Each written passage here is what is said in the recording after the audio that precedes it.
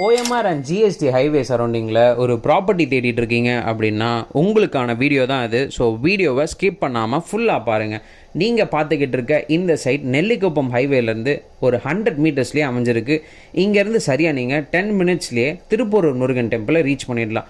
முக்கியமாக இந்த சைட் உங்களுக்கு சத்யசாய் மெடிக்கல் காலேஜ் பேக் சைட்லேயே அமைஞ்சிருக்குங்க. இந்த சைட் ஒரு original DTCP RERA approved layout.